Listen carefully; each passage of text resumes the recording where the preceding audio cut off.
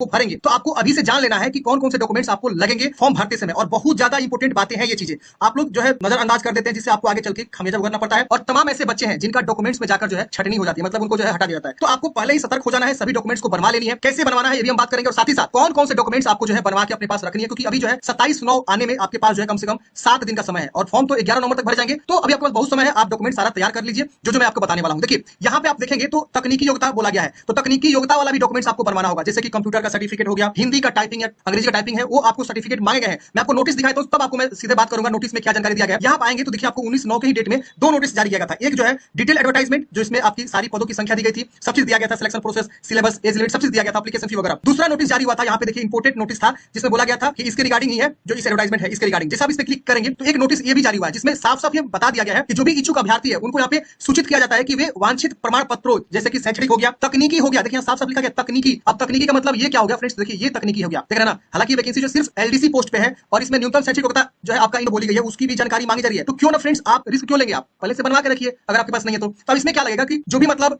Typing वाले post है उसमें आपको टाइपिंग टेस्ट की प्रमाण पत्र भी मांगी जा सकती है, हिंदी अंग्रेजी दोनों, ठीक है ना। कुछ ऐसे पोस्ट है जिसमें सिर्फ हिंदी टाइपिंग मांगी जा रही है, कुछ ऐसे पोस्ट है जिसमें सिर्फ अंग्रेजी टाइपिंग मांगी जा रही है, समझ रहे ना। तो ये चीज आपको जरूरी है। और कुछ ऐसे पोस्ट है जिसमें आपको जो है कंप्यूटर का नॉलेज बोला गया, आप यहाँ पे पढ़ेंगे तो देखिए साफ साफ लिखा गया कंप्यूटर पर हिंदी में वर्ड प्रोसेसिंग आपको होना चाहिए, देख रहे ना, क्या देख रहे ना। तो तमाम ऐसी टेक्निकल चीजों के बारे में यहाँ पे दिया गया, जैसे हिंदी टंकर ज्ञान होना चाहिए, साथ में कंप्यूटर संचालन एवं टंकर होना चाहिए, देख रहे ना। यहाँ देखिए कंप्यूटर टंकर का ज्ञान होना चाहिए, तो इसका सर्टिफिकेट आप बनवा लेंगे। अब इसका सर्टिफिकेट क्या होता है, देखिए इस कंप्यूटर का अगर जो भी लोग नॉलेज रखते हैं या कोर्स किए हुए हैं तो उनको जो है डीसीए या एडीसीए सर्टिफिकेट बनवाना होता है, ठीक है ना। डीसीए और एडीसीए, तो ये दो सर्टिफिकेट ऐसा है, दोनों में से कोई भी आप बनवा लेंगे तो इस तरह की वैकेंसी हो या कोई और वैकेंसी आती है, डाटा ऑपरेटर की वैकेंसी आएगी बेल्ट्रॉन के माध्यम से, और विभाग में वैकेंसी आने वाली है, तो वो कंप्यूटर का सर्टिफिकेट आपके मांगे जाते हैं। टेक्निकल जो है आपको यहाँ पे दिया गया है नोटिफिकेशन में भी कि टेक्निकल और शैक्षणिक योग्यता ये सब आप जो है क्या करेंगे बनवा के रखेंगे पहले से। तो देखिए बताया गया कि शैक्षणिक प्रमाण पत्र और तकनीकी और वांछनीय योग्यता संबंधित प्रमाण पत्र, जैसे कि इसमें आपका सर्टिफिकेट हो जाएगा, मार्कशीट हो जाएगा। अगर आप मैट्रिक बहुत पहले पास होंगे तो आपको जो है एक मूल प्रमाण पत्र मिलता है, एक मार्कशीट मिलता है, एक प्रोविजनल सर्टिफिकेट मिलता है। तो आप मूल प्रमाण पत्र जिसको हम जो है सर्टिफिकेट बोलते हैं वो आप जरूर निकलवा लीजिएगा, क्योंकि यहाँ पे स्कैन करके अपलोड भी करना होगा। तो आप इंटरमीडिएट का भी निकलवा लीजिएगा, क्योंकि वो 1.5 साल 2 साल बाद ही आता है कॉलेज में। तो आप जाइए कॉलेज, अपना जो है जो भी मूल प्रमाण पत्र है वो सब आप जो है निकलवा लीजिए। अंक पत्र तो पहले मिल जाता है रिजल्ट आने के 1 महीना बाद ही,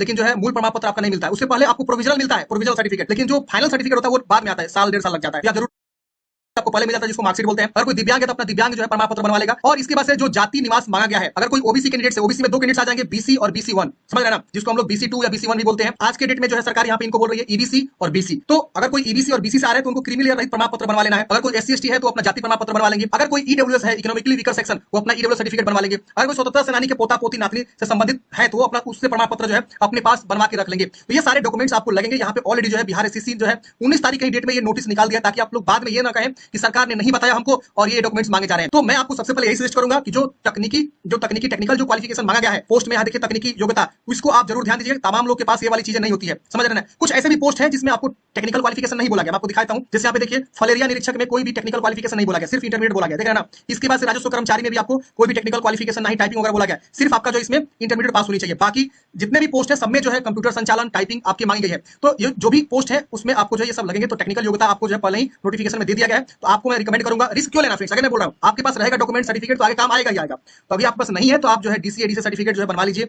टाइपिंग सर्टिफिकेट जो भी है वो आपका लगता है वो बनवा लीजिए, ठीक है ना। पढ़ाई करके बनवाइए, अच्छे से ज्ञान ले लीजिए, क्योंकि आगे चल के यही काम लगता है आपका, यही काम होता है। तो कंप्यूटर का नॉलेज रहेगा तभी तो आप आगे पास कर पाएंगे, या जो भी उससे संबंधित क्वेश्चन आएगा तो पास कर पाएंगे। तो ये चीजें आप जरूर करवा लीजिएगा। बाकी के जो डॉक्यूमेंट्स मैंने बताया सब डॉक्यूमेंट्स आप जरूर बनवा लीजिएगा। जाति निवास आय ये सब आप जरूर बनवा लीजिएगा। आय नहीं लगता है, लेकिन आय के बेस पे ही ईडब्ल्यूएस सर्टिफिकेट बनता है, और साथ साथ जो है नॉन क्रिमिनल सर्टिफिकेट बनता है, जो ईबीसी से आते हैं या बीसी से आते हैं। तो ये सब डॉक्यूमेंट्स आपको बनाना बहुत जरूरी है। और आपको कहीं जिला लेवल पर नहीं बनवाना है, ना ही सेंट्रल लेवल पे, बस आपको जो है ब्लॉक स्तर पे बनवा लेना, क्योंकि बिहार की वैकेंसी है तो ब्लॉक लेवल पे जो है ये सारे डॉक्यूमेंट्स आपके लगते हैं। अब यहाँ लिखा गया अभ्यर्थी ऑनलाइन आवेदन भरने के दौरान अपना नाम, पिता का नाम, पता, लिंग, जन्म तिथि, आरक्षण कोटि, दिव्यांगता प्रमाण पत्र संख्या इत्यादि की विवरणी प्रविष्ट करते समय पूर्व सतर्कता बरतेंगे, क्योंकि किसी भी परिस्थिति में ऑनलाइन आवेदन पत्र भरकर सबमिट कर देने के बाद, मतलब उसके पश्चात सबमिट जब हो जाए उसके पश्चात ऑनलाइन आवेदन में की गई प्रविष्टि में कोई भी सुधार संभव नहीं है। तो यहाँ पे साफ साफ इन्होंने अपना जो है हाथ खड़ा कर दिया है, भाई अगर कुछ भी गलती होता है तो उसकी मेरी कोई जिम्मेदारी नहीं है। आप जो है सतर्कता से फॉर्म को भरेंगे ताकि जो है आपका फॉर्म सही से भरा पाए। तो जो भी चीजें हैं आप ये डॉक्यूमेंट्स बनवा के रखिए अपने पास, जो यहाँ पे लिखा हुआ है, और आगे चल के काफी ज्यादा मदद होने वाला है। और यही डॉक्यूमेंट्स आपका काउंसलिंग में भी लगेगा, जब फाइनल इसका सिलेक्शन होता है, जो डॉक्यूमेंट्स वेरिफिकेशन होते हैं, जो आप ये जानकारी देंगे, जैसे जाति प्रमाण पत्र की जानकारी देंगे ना फॉर्म भरते समय, या मैट्रिक का सर्टिफिकेट का जानकारी देंगे, तो ये सारी डॉक्यूमेंट्स जो है आपको उस समय भी लगेंगे, जाति निवास जो भी आप दे रहे हैं।